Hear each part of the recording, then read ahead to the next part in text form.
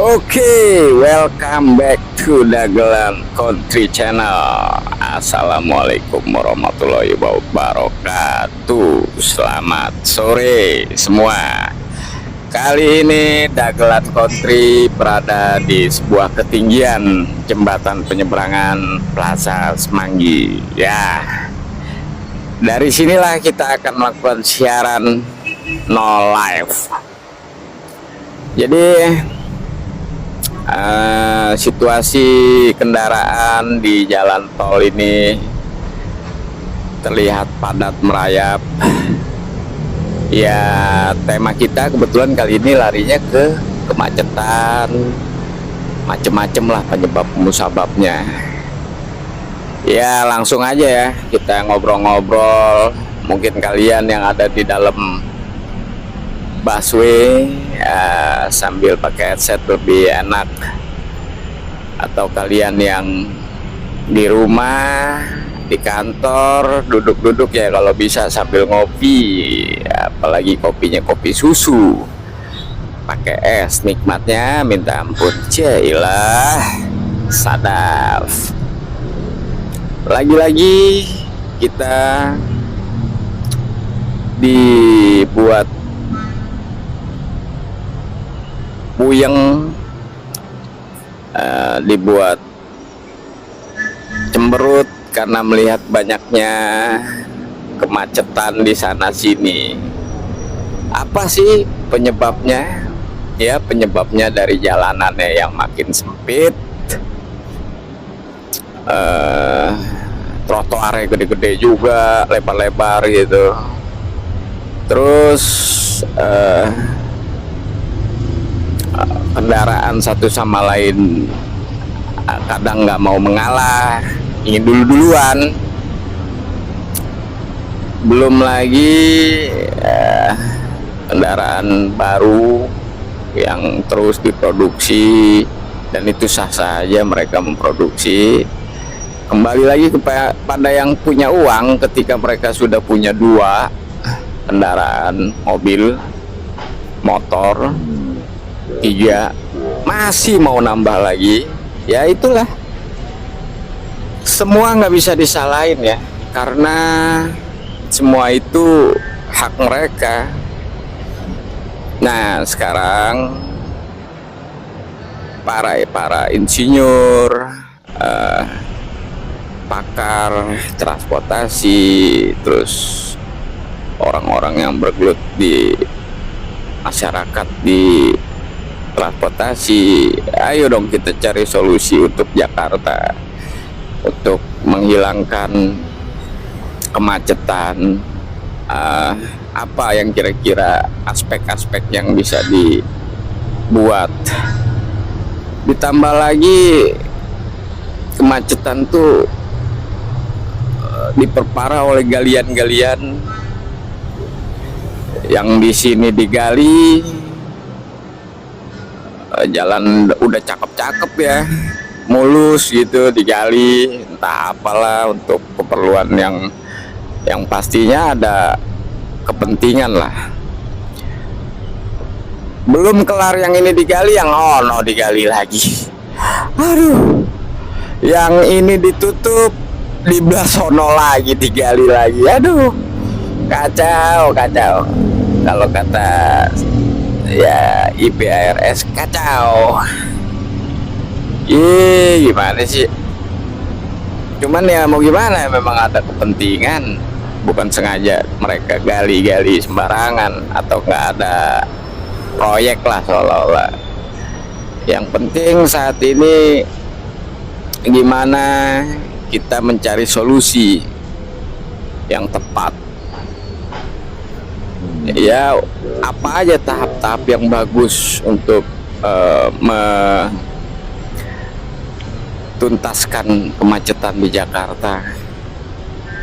Jadi kalau menurut gua sih sebaiknya berunding para yang tadi gua sebutkan untuk mengatur strategi yang terbaik. Iya, satu lagi, kadang di pinggiran trotoar tuh ya di pinggirannya itu, di bawah itu pasir yang kebawa oleh arus banjir, jadi ngendep di situ. Itu kadang juga membahayakan bagi pengendara motor terutama ya. Hati-hati licin, apalagi sekarang musim hujan, kalian harus waspada ya. Jangan ngebut-ngebut juga kalau lagi hujan, pelan-pelan aja. Ingat, ada orang rumah yang menunggu Anda. Jadi jangan lupa berdoa saat berkendara dan berpenuh kehati-hatian, kewaspadaan. Nah, dengan begitu akan mendapat keselamatan, insya Allah. Oke, baiklah, kayaknya kita cukup pembukaan ngalor ngidul. Jadi yang kita mau bahas sih sebenarnya memang kemacetan itu sendiri. Gue sendiri ngelihat dari atas ini rada puyeng ya. Ini di dalam tol, tapi kondisinya seperti ini. Ya mau gimana lagi lah. Gue sendiri bukan pakar. Gue hanya konten kreator yang hanya bisa memberi saran. Ya kalau gue sih sarannya yang simple aja ya. Mungkin di setiap titik jalan ke depannya itu ditaruh tong-tong sampah. Karena gue lihat di sana sini banyak sampah yang masih bergeletakan, yang mungkin petugas kebersihan nggak menyapu tiap menit gitu. Jadi ya mereka setelah bersih semua, tahu-tahu ada lagi yang nggak bisa disalahin mereka.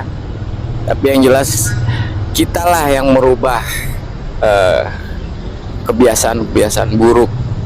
Kita harus disiplin seperti di negara-negara lain, yang memang negara lain tuh negaranya bersih-bersih. Jepang, Singapura, Asia lah pokoknya. Apa sama Eropa itu ya nggak tahu ya kalau negara kita ini urutan keberapa negara terbersih. Terus penataan kota supaya menjadi kota yang modern itu harus dirancang dari sekarang. Kebetulan Presiden kita Bapak Prabowo Subianto, sang jenderal macannya Asia, bisa yakin bisa mendorong para yang berkepentingan, pejabat-pejabatnya untuk segera melakukan tindakan yang real, nyata. Jadi kita nggak ngurusin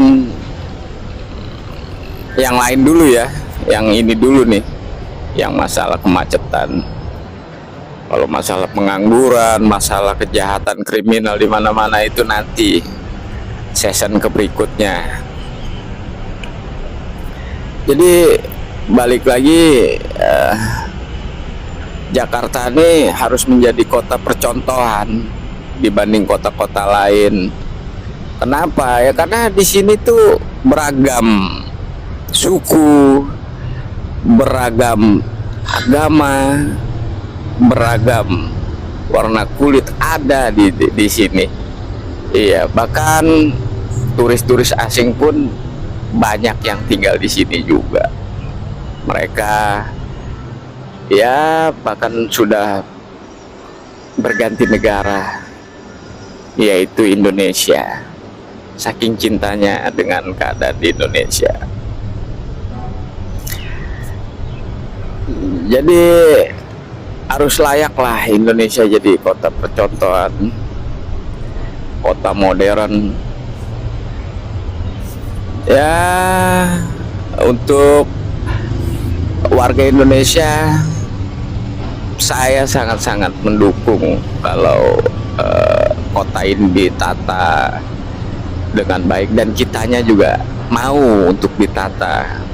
Misalnya umpama kita tinggal di tempat yang huniannya berupa vertikal, tapi dengan syarat pemerintah juga harus memberikan harga sewa rumah yang murah agar warga masyarakat yang ekonominya rendah bisa menempati rumah tersebut. Dan jangan sekali-sekali pejabat yang mengatur mengelola perumahan tersebut ya main-main gitu, membisniskan. Jadi jangan coba-coba lah. Rakyat ini yang paling utama saat ini sih rumah sih, tempat tinggal, karena banyak banget di tempat lain itu yang saya lihat dia banyak gelandangan yang tidurnya ini di pinggir jalan. Itu sebenarnya tanggung jawab negara loh untuk memberikan hunian yang layak, biar sejahtera lah rakyatnya. Ini negara kita ini milik kita, milik orang Indonesia, keturunan Indonesia. Mereka layak untuk angkat derajatnya. Termasuk saya, dagelan kontri pun juga orang miskin. Ya, jadi sangat-sangat miris ya melihat para pejabat atau korporat yang serakah lah, yang tamak, yang rakus, sungguh-sungguh biadab lah kalau gue bilang mah, nggak mementingkan warga masyarakat yang ekonominya lemah, tidak dibantu misalnya gitu. Nah itu mungkin salah satunya menuju kota modern. Jadi kita harus sama dengan negara lain, terutama yang negara-negara sudah maju, negara Asianya yang udah maju. Jadi kita nggak bisa ya seperti ini terus negara kita. Jadi negara kita tuh butuh dorongan, support dari rakyatnya untuk pembangunan negeri ini. Lambat laun setiap negara akan merubah kehidupan di negerinya menjadi lebih makmur, bukan tambah hancur. Ya, itu saja sih dari gua dagelan kontri. Mungkin ya gua nggak bisa memberikan apapun kepada negara berupa uang, kayak berupa tenaga, kayak paling hanya ya saran lah, kritik. Dan bila ada yang kritik juga negara harus menerima, jangan main tangkap, main bully. Itu kasihan itu para aktivis yang memang mereka sebenarnya tidak ada persalahan yang besar. Jadi ya sebaiknya dibebaskan saja, itu lebih baik, supaya negara ini maju gitu. Kalau yang ecek-ecek, main sikat, ecek-ecek, main sikat, aduh capek. Mau apa negara ini sebenarnya kalau kayak begitu? Kita ini pengen maju, kita ini pengen cari solusi, bukan nambah masalah.